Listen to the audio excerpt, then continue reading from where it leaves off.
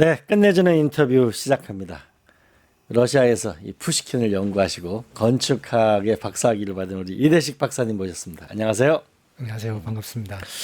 미중 패권 전쟁이 점점 더 뜨거워지고 있는데 이때 서서히 수면으로 부상하는 나라가 있습니다. 러시아 같은데요. 그러니까 러시아를 보통 표현하면은 북극곰이라고 하는데 이 잠자던 북극곰이 서서히 수면 위로 올라오고 있는 이런 느낌입니다.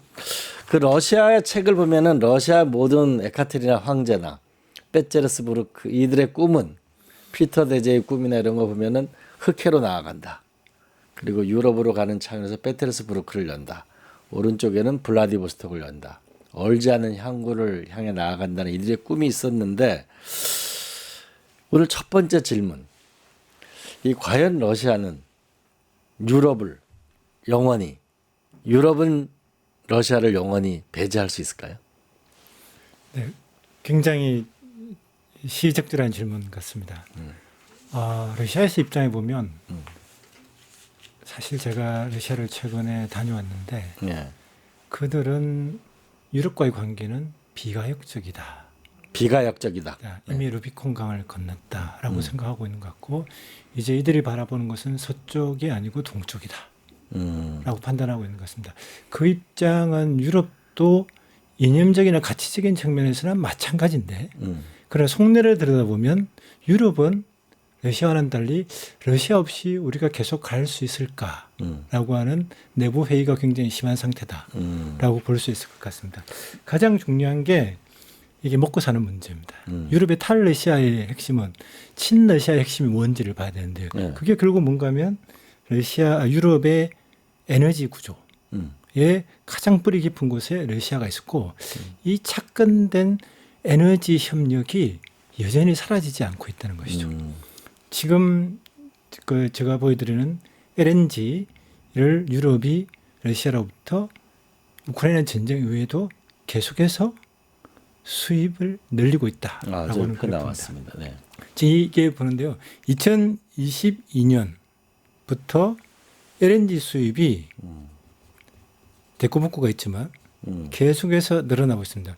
흔히 PNG 수입은 줄어들었지만 러시아의 천연가스 없이 유럽이 존재할 수 없다, 생존할 수 없다를 보여주는 대표적인 사례가 바로 이 LNG 수입이 늘어나고 있다. 그래서 유럽은 한편으로는 미국의 LNG 수입을 늘리고 다른 한편으로는 러시아의 LNG 수입도 늘고 있고 더 중요한 것은 일부 러시아의 LNG는 인도나 제3국을 거쳐서 유럽으로 들어가고 있기 때문에 지금 보이는 통계치보다 훨씬 많은 러시아 LNG가 유럽으로 들어가고 있다고 볼 수 있습니다. 그럼 유럽은 러시아의 에너지를 의존하지 못하면 유럽이 살아갈 수 없는데 이런 얘기인가요? 사실 그걸 독일을 보면 잘 알 수 있습니다. 네. 제가 지금 그다음 우리가 가지고 있는 일종의 착시 현상이 있는데요. 네. 우리가 재생에너지, 그린 에너지로 에너지 전환을 하고 있다라고 얘기하면서 많은 사람들이 두 가지 개념을 혼동하고 있습니다. 에너지 믹스라는 것과 전기 믹스는 다른 겁니다. 에너지 믹스와 전기 믹스가 다르다. 네. 다시 말하면 에너지 전체 믹스에서 전기가 차지하는 비중은 한 15% 정도밖에 안 돼요. 에너지 전체에서 전기가 차지하는 비중은 15% 정도. 네. 그리고 실제로 향후에 2040년, 2050년이 돼도 한 20%까지밖에 안 올라갑니다. 다시 말하면 나머지 80%는 여전히 재생에너지 아닌 에너지인데 그게 대부분 화석에너지가 됩니다. 천연가스라든지. 천연가스라든지. 문제는 지금 보시는 것처럼 트럼프의 등장과 그리고 각국에서 재생에너지의 전환들이 더디게 되면서 실제로 선언된 목표보다는 훨씬 적은 재생에너지 전환율이 일어나고 있고요. 이게 지금 보시는 겁니다. 지금 보시는 거에서 왼쪽이 에너지 믹스에서 초록색이 바로 우리가 말하는 재생에너지 부분입니다. 오른쪽 부분은 전기 믹스에서 재생에너지 부분입니다.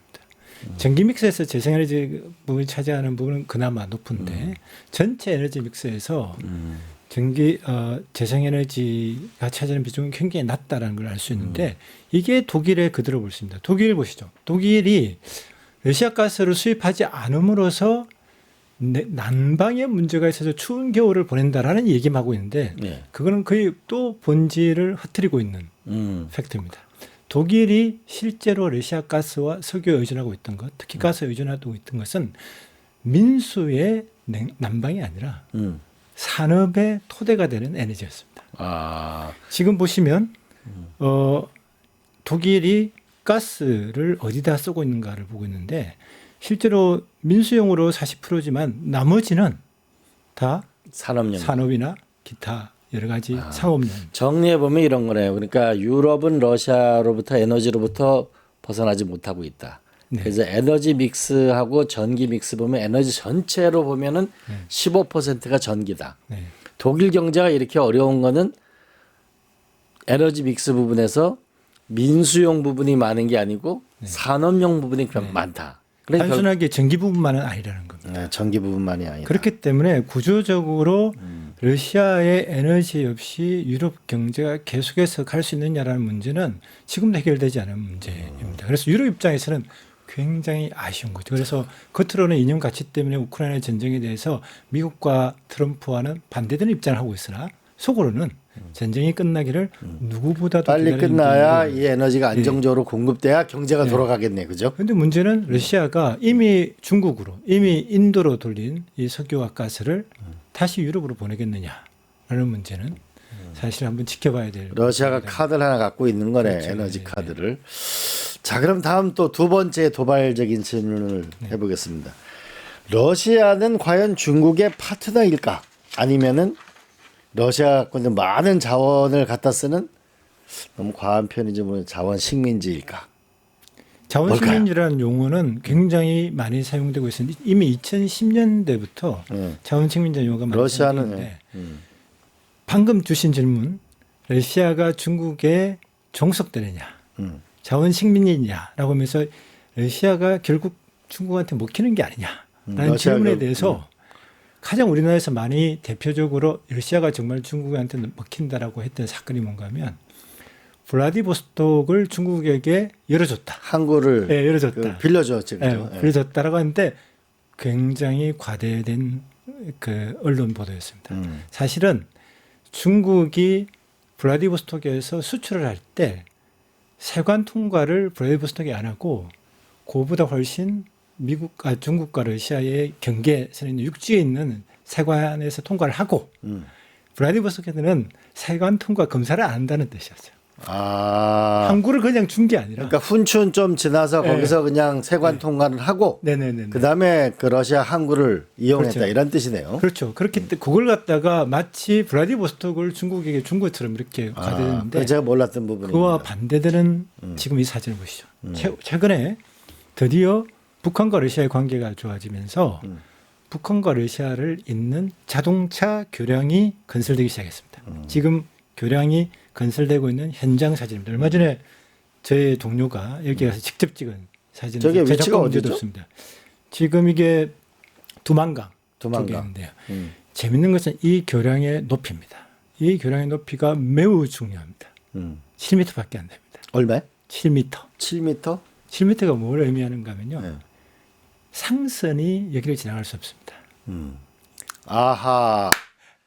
배가 중국에서 배가 나오려면 결국 두만강을 해서 바다로 나와야 되는데 저 북한하고 러시아를 잇는 저 자동차 도로는 높이가 7m밖에 안 되기 때문에 중국 배가 동해 바다로 나갈 수 없다 이런 얘기네요. 빙고입니다. 뭐 굉장히 바로 맞추시는 바람에 약간 싱거워지긴 했지만 바로 이게 상징적으로 아까 주신 질문에 대한 러시아의 전략적 입장을 가장 극명하게 보여준 사례라고 할 수 있습니다. 제가 리오라고 하는 저널을 작년 5월부터 월간지로 만들면서 첫 번째 특별기획 시리즈를 기로에선 러시아라고 하면서 거기에 두 번째 질문이 뭔가 하면 중국으로의 쏠림, 러시아에게 운명인가 기회인가 저주인가 했습니다.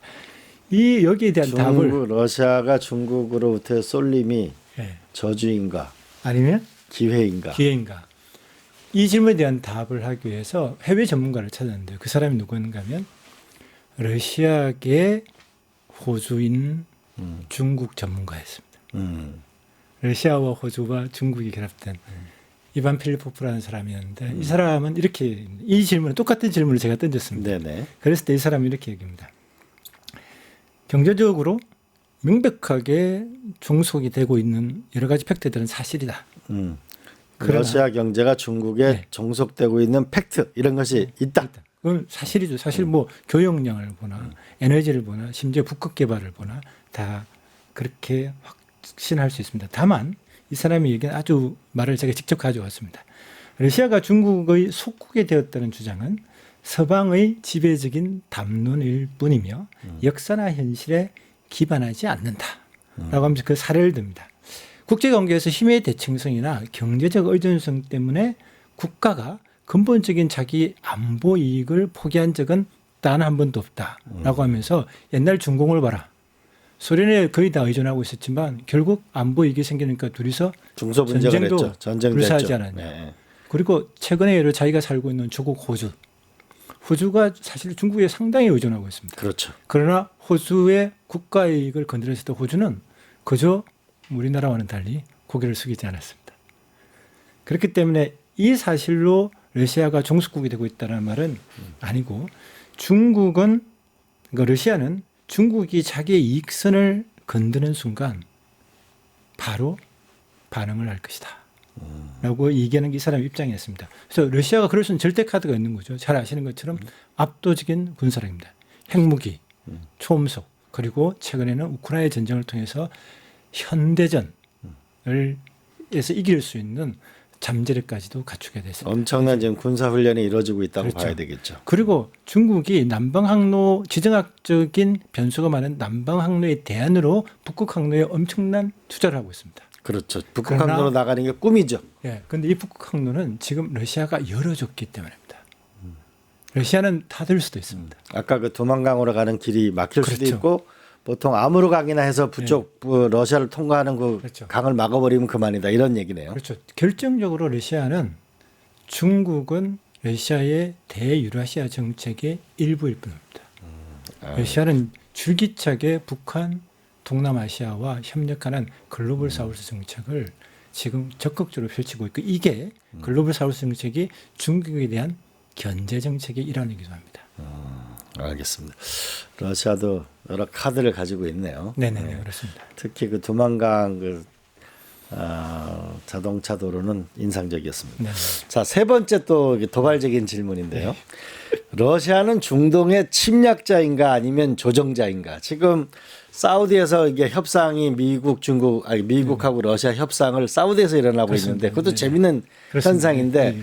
과연 러시아는 중동에서 침략자인가 아니면 조정자인가? 제일 처음에 뭘까요? 하셨던 질문처럼 러시아가 바라보는 중동 그리고 중동이 바라보는 러시아가 다를 수도 있겠죠. 그렇겠죠. 자, 여기서 제가 재밌는 그 화면을 하나 보여드리고 시작하겠습니다.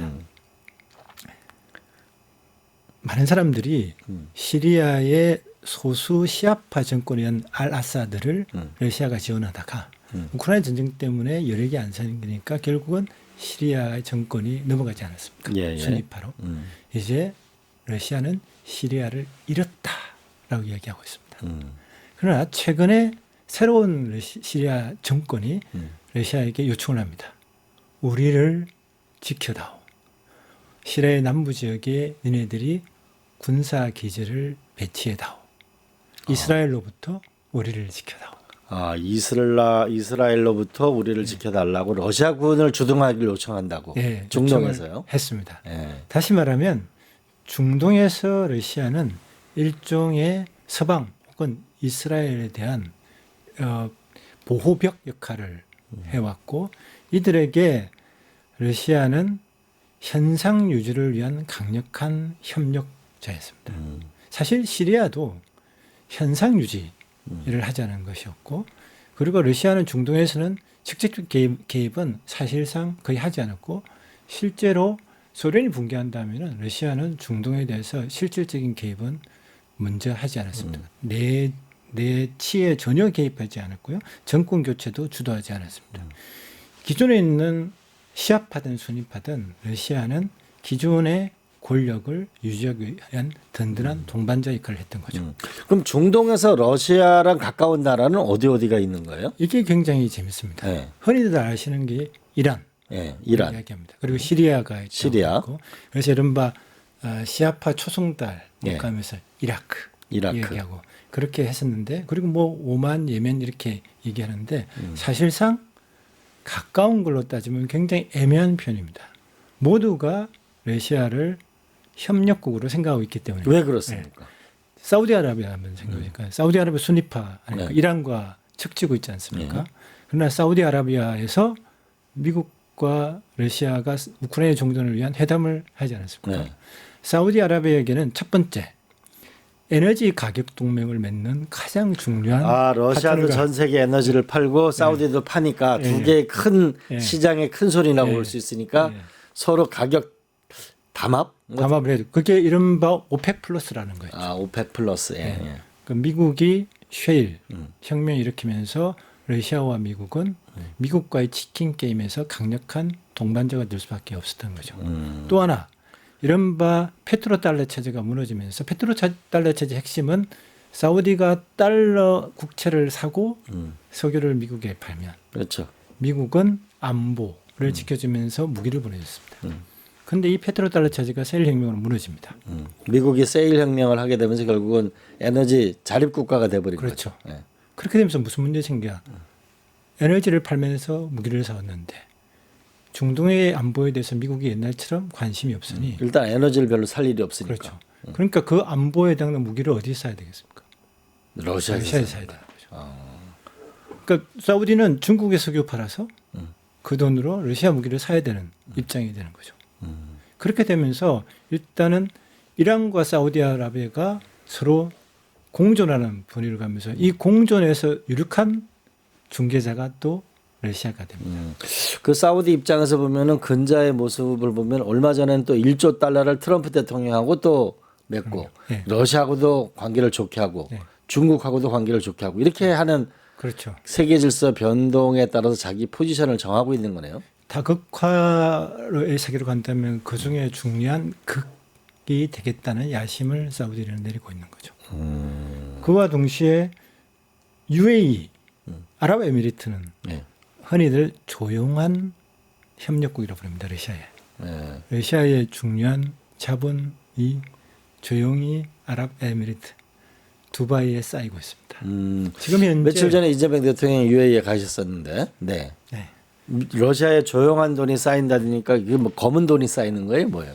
다시 말하면 제재 때문에 러시아는 스위프트로부터 퇴출되면서 자본 송금 자체가 안 됩니다. 네네. 그럼 대부분의 회사들이 국제 거래를 할 때 러시아에서 못하니까 두바이에다가 물적 분할을 해서 두바이에다 회사를 만드는 거예요. 네. 거기서 이제 거래를 하는 거죠. 러시아 자원을 보내고 돈은 두바이에서. 그 미국은 왜 그거 가만둬요? 미국, 그러니까 아랍에미리트가 굉장히 독특한 포지션인데요. 실제로 송금에서 거래되는 그 자체는 불법은 전혀 없습니다. 왜냐하면 두바이에 있는 합법적으로 연 회사가 실제로 거래를 하는 거고 두바이는 이게 자기의 가장 중요한 안보적 이익이 되는데 이걸 미국이 함부로 손댈 수 있을까요? 불법도 아닌데. 알겠습니다. 결국 이게 중동 지역에서도 러시아가 자기 지분을 확실히 가지고 있다 이렇게 볼 수 있겠네요. 그래서 그죠? 중동 입장에서 보는 러시아의 이미지와 유럽에서 서방 미국이 바라보는 이 러시아 이미지를 한번 비교해 보면 되게 재밌습니다. 네. 예를 든다면 서방에게 러시아는 침략자입니다. 서방에게서 러시아는 침략자다. 네네. 네. 중동에게 러시아는 균형자입니다. 균형자이다. 서방에게 러시아는 불안정의 요인입니다. 네. 서방에서 러시아를 볼 땐 불안정한 나라다. 중동에서 러시아는 예측 가능한 강경한 국가입니다. 예측 가능한 강경한 네. 국가다. 서방에서 볼 때 러시아는 파괴자이지만 중동에서 볼 때는 현상 유지자이고 서방에서 볼 때 러시아는 고립된 국가이지만 중동에 보는 러시아는 독자적인 강대국입니다. 어느 위치에서 보느냐에 따라 굉장히 다르네요. 네네. 그죠? 우리 버트란트 러셀의 그 녹색 의자, 녹색 탁자 비슷한 거네요. 네네. 자, 다음은 또 대륙을 또 넘어가 보도록 하겠습니다. 네네. 이 도대체 아세안. 네.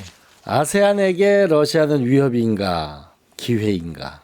아니면 침묵의 선택적인가? 자, 이것도 한번 이 이미지에서 한번 시작하겠습니다. 이 이미지는 러시아가 유라시아 몇 개국을 가지고 유라시아 경제연합이라고 하는 일종의 경제 공동체를 만들었습니다. 네네. 그 공동체를 러시아가 이끌고 있는데 이 공동체와 FTA를 베트남이 체결. 저 그림인가요? 예, 예. 2015년도에 체결해서 지금 FTA 체결 10주년을 맞이한 건데요. 이게 의미하는 건 뭔가 하면 중국과 서방 사이에 있는 아세안들이 선택할 수 있는 유력한 협력 지역이 바로 유라시아. 그 유라시아의 지도하는 이끌고 있는 리더인 러시아의 관계가 굉장히 중요하다라고 하는데 여기서 굉장히 재미있는 지정학적인 용어가 있습니다. 아세안에서 러시아와 중국이 굿캅, 배드캅 역할을 하고 있다. 아, 굿캅, 배드캅 역할을 하고 있다. 네. 왜냐하면 아세안에 중국이 배드캅인 거 너무나 잘 아시지 않습니까? 남중국해부터 시작해서 오래된 지역적인 갈등들이 있었는데요. 러시아 같은 경우는 중국과 훌륭한 협력자이면서 이 지역에 에너지를 보내주고 심지어 남중국해의 중국과 베트남의 갈등에 있는 해상에다가 베트남과 공동 에너지 개발 사업도 합니다. 그 결국은 중국과 베트남과의 참 가깝고도 또 한편으로는 긴장 관계에 있는데 네네네. 그런 부분에서 러시아는 중국하고 잘 지내기도 하지만 또 베트남하고 에너지 공동 개발을 하는 협력 사업을 하고 있다. 네. 예를 들어서 이번에 북한에 갔던 북한과 해서 원자력 얘기를 했는데 그거 끝나고 바로 베트남으로 푸틴이 가지고 SMR 협력 얘기를 합니다. 러시아하고 베트남하고. 예. 그리고 그러니까 LNG 공급도 뭐 동남아시아의 인도네시아부터 곳곳하고 협력 계획을 잡고요. 그래서 에너지, 군사 부분에서 러시아는 강력한 협력자이며 동시에 이번에 우크라이나 전쟁 끝나고 상당히 많은 IT 기술자들이 세계로 좀 흩어졌는데 그 중에 한 곳이 여기입니다.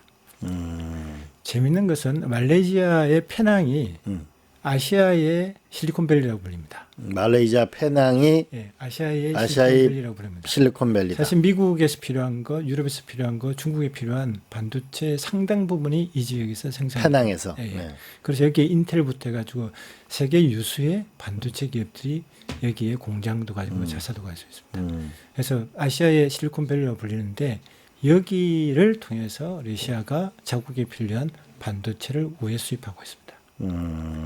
다시 말해 아세안에게도 러시아가 필요하지만 러시아에게도 아세안은 꼭 필요한. 쉽게 얘기하면 이제 결국 아세안의 경제가 올라가니까 네네. 천연가스라든지 이런 에너지 부분의 수요가 필요할 것이고 또 하나는 중국과의 소위 국경이나 이런 마찰 부분을 피하는 데는 안보적인 군사적인 협력이 있을 수가 있고 네네.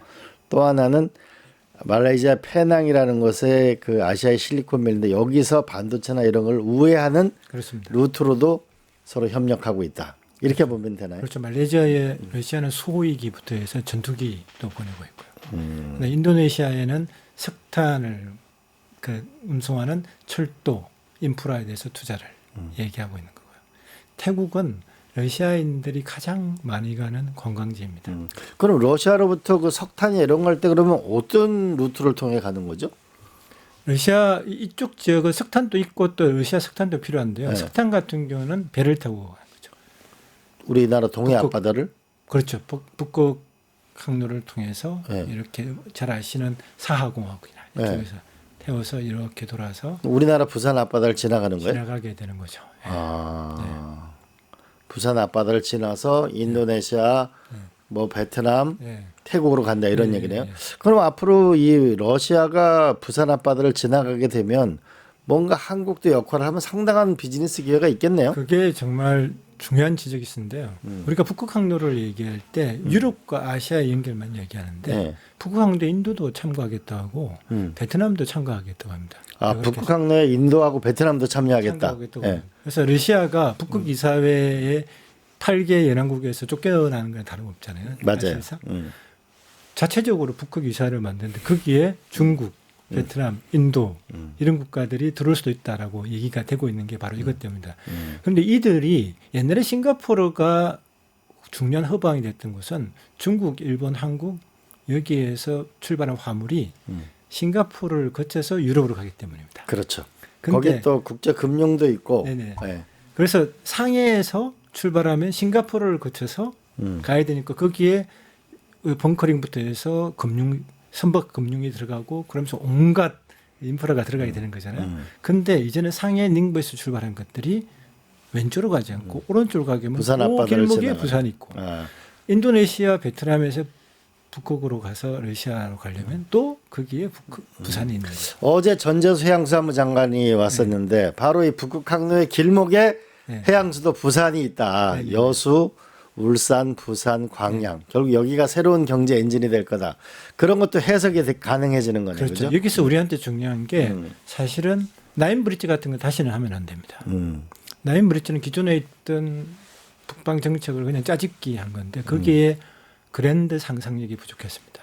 그때 해야 될 것은 러시아가 이미 시작했던 북방과 남방을 연결하는 플랜을 짰어야 되고 이른바 메가브릿지를 남과 북을 잇는 메가브릿지를 만들어야 될 거고요. 여기에서 우리가 생각하는 동남아, 남아시아 그리고 북극, 동북아시아를 잇는 메가브릿지를 한국이 할 수 있다는 생각을 해야 되고 여기에 미국과 러시아의 관계가 우크라이나 종결로 가까워질 경우에는 이른바 북서항로는 미국의 북극으로부터 아시아로 이어지는 것도 사실은 가능하게 되니까요. 큰 꿈을 가져야 됩니다.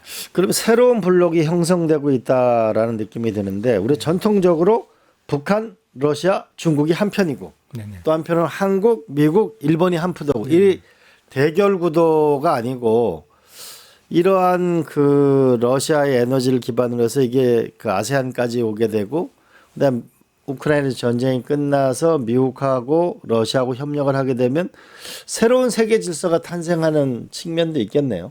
맞습니다. 여기에서 저는 사실은 기존에 하지 않던 얘기를 좀 하고 싶은데요. 네. 시간이 허락한다면. 사실 신냉전 냉전하는 것은 과거문법입니다. 이념과 가치에 기반한 과거문법인데 지금의 이른바 블록화는 순전히 기술, 공급망 그리고 플랫폼에 의해서 일어나고 있는 겁니다. 이념의 시대가 아니고 예. 기술, 예. 플랫폼, 공급망. 이 결국 이것에 경제다. 의해서 블록이 만들어진 건데 여기에 핵심은 바로 애플 체제가 무너졌기 때문입니다. 지금 제가 보여주는 이미지에 있는 것처럼 미국이 전 세계를 하나의 글로벌 수직 분업 체제로 만들 수 있던 것은 미국이 애플을 설계하면 그것을 전 세계가 나누어서 생산했기 때문입니다. 아하. 애플이 저걸 만들면은 전 세계가 다 네. 나눠 생산했죠. 예. 예. 그렇기 때문에 여기에는 이념, 가치, 공산주의든 권위주의든 독재든 관계없이 너네들이 여기에 들어온다면 시장 원칙만 지킨다면 누구든 들어오라 하면서 그때 잘 아시는 미국의 국제정치가 이렇게 표현했죠. 개방된 자유주의 시대였다라고 했습니다. 누구든지 들어올 수 있다. 룰만 지킨다면. 그랬을 때 여기에서 600불하는 애플에 거의 $300를 애플이 챙겼습니다. 600불 중에 $300를 애플이 챙겼죠. 그런데 이 체제에 도전을 합니다. 최상위 가치 사슬의 최상위 층에 중국이 들어오겠다고 도전장을 던진 거죠. 그러면서 설계 기술이 노하우가 지식이 쪼개지게 됩니다. 그러면서 단일한 글로벌 가치 사슬이 분리가 되게 되는 거. 이것이 이른바 블록화의 원인이 되는 겁니다. 공산주의도 독재도 자유주의도 아니었습니다.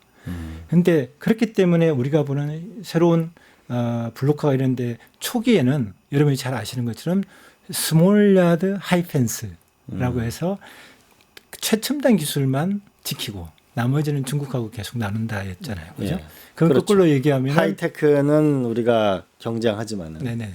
그걸 거꾸로 얘기하면은 빅 야드 로우 펜스였습니다. 예. 그런데 이 시대도 빠르게 저물 거라는 게 제 예상입니다. 왜냐? 자동화 때문입니다. 자동화 때문에. 글로벌화가 됐던 것, 그 이유는 사실은 값싼 저임금 노동자를 활용하기 위해서 전 세계로 생산을 하나는 했죠. 물류고 하나는 저임금 노동이었죠. 예. 저임금 노동 때문에 최대 이윤을 얻을 수가 있었던 거죠. 근데 지금은 사람이 필요 없어지게 됩니다. 일종의 그 AI 로봇이라 그런 다크 팩토리 같은 게 생긴다 이런 이른바 거죠. 피지컬 AI가 그 대표적인 사례겠죠.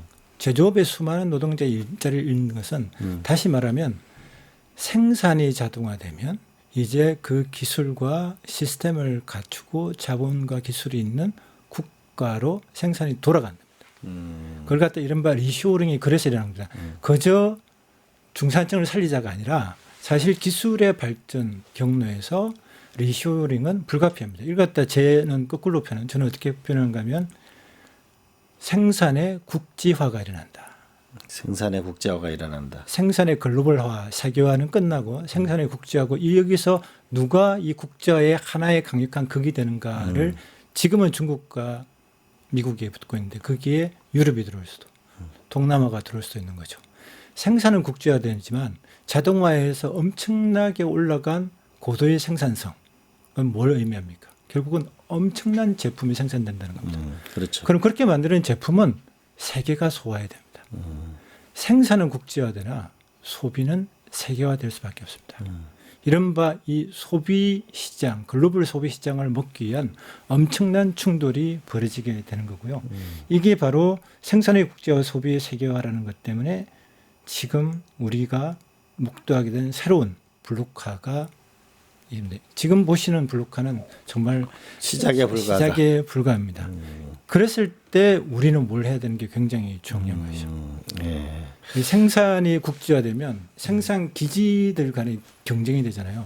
어느 쪽에도 필요한 린치핀 기술이 있었는데 그게 최근에는 HBM이 대표적인 게 되는 거죠.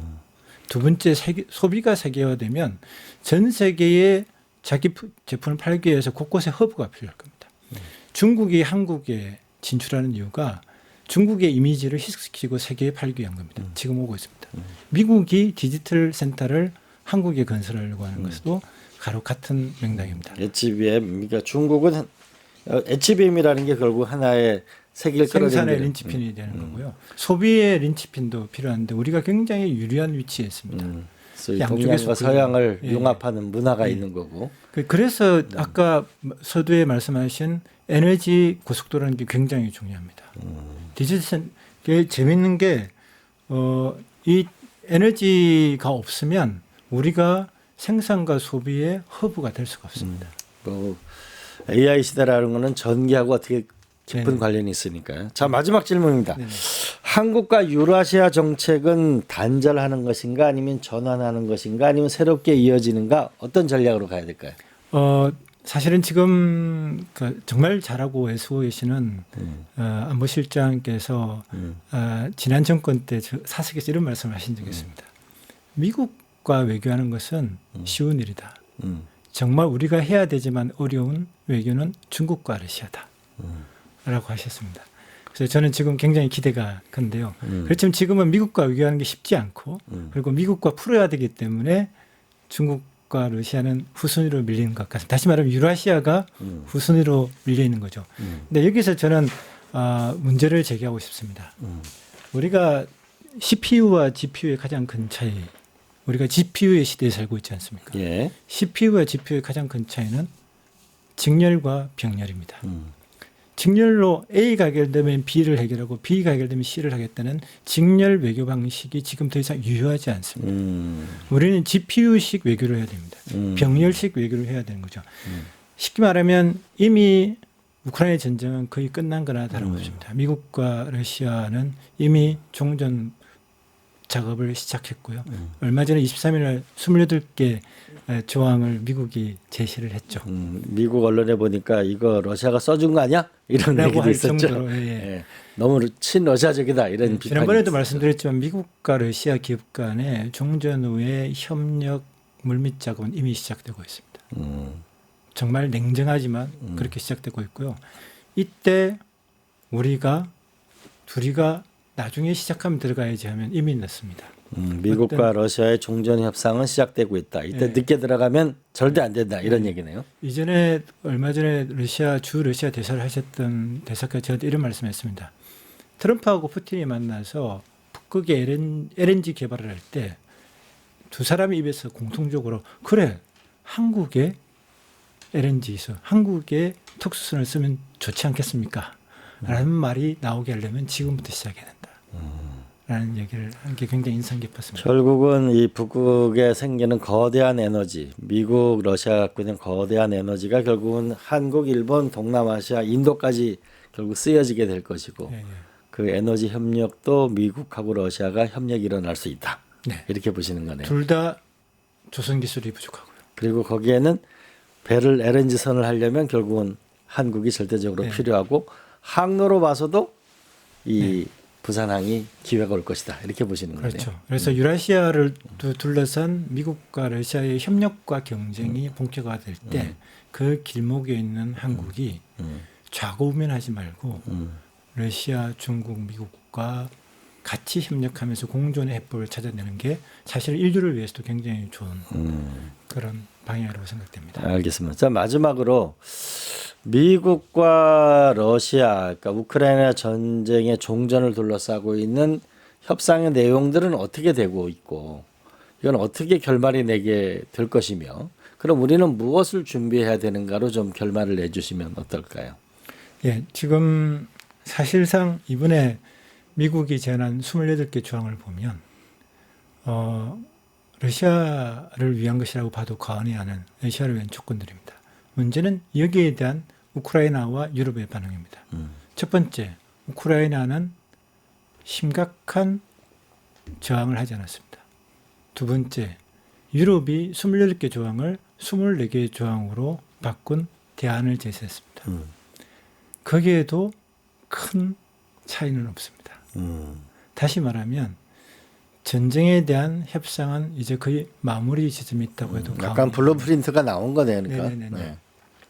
과거 같으면 얼마 몇 달 전만 해도 미국이 이 정도의 블루프린트를 내면 강력하게 근본적인 문제, 영토 문제에 대해서 유럽과 우크라이나가 저항을 했을 텐데 이번에 저항한 것 중에 우크라이나가 유럽이 저항한 게 내용이 굉장히 재밌습니다. 우크라이나의 비군사 문제에서 미국이 제안한 것은 80만 군사를 60만으로 축소한다 해서 군대는 그대로 놔두자라는 게 대안입니다. 본질적으로 큰 차이가 없는 80만 군사 20만 차이입니다. 그러니까 이걸 보면 이제는 거의 판이 거의 다 짜지고 있기 때문에 종전이 가까웠고 종전이 가까웠기 때문에 지금 우리 기업들이 우크라이나에 대한 전쟁 때문에 생긴 대러시아 제재 때문에 현대자동차, 삼성, LG 등 그리고 수많은 중소기업들이 고생을 하고 있는데요. 그 대한항공은 1,800억이라는 과태료까지 물고 있지만 그걸 해결할 방법은 직항로를 개설하는 건데 그것도 못하고 있습니다. 이 문제들을 풀 수 있는 정부 간 한 라인이 지금 없습니다. 심지어 러시아 정부에서는 이들 기업 보고 야 니네 정부가 이제 조금만 숟가락만 얹어주면 진행이 될 텐데 왜 반응이 없냐라고 할 정도입니다.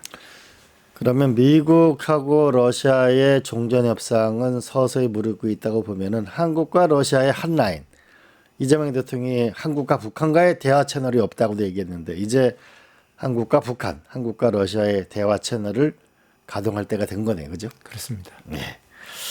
오늘은 여기까지 우리 이대식 박사님 말씀을 들어봤습니다.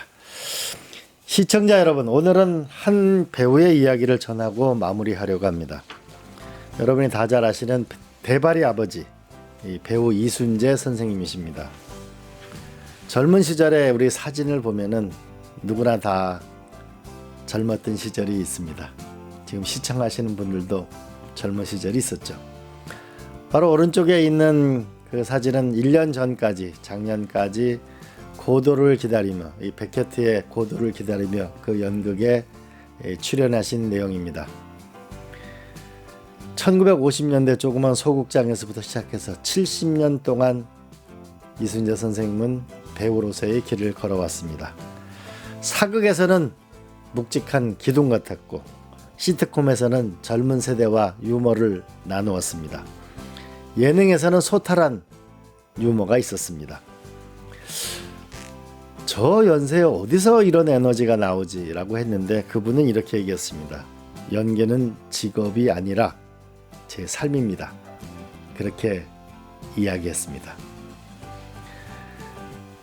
사무엘 베케트의 고도를 기다리며 라는 그 연극 제목이 있는데 우리 시청하시는 분들은 그 고도 누구를 기다리며 인생을 살아가고 있습니까? 우리 셰익스피어의 희극에 보면은 인생은 연극이다 라는 표현이 있는데요. 그 원문은 이 세상에는 무대이고 남자 여자 모두는 배우이다 이런 것이 원래의 내용입니다. 우리 시청자 여러분은 고도를 기다리며 누구를 기다리며 살아가고 있습니까? 이 세상은 무대라고 하는데 여러분은 어떤 배우로 인생을 살아가고 있습니까? 우리 이순재 선생님 1950년부터 70년 동안 자기 삶을 지키고 우리와 함께 희노애락을 한 그분에게 멋진 삶을 배우고 그분의 아름다운 명복도 함께 빌어봅니다. 오늘 날씨가 아주 추워졌습니다. 우리 겨울은 깊어가지만 우리 이웃을 사랑하는 마음은 더 따뜻해졌으면 좋겠습니다. 오늘은 이대식 박사님과 러시아는 과연 우리에게 무엇인가, 우리의 전략은 무엇인가, 무엇이 되어야 할 것인가를 깊이 있게 나눠봤습니다. 네, 감사합니다. 고맙습니다. 감사합니다. 파 증권홍합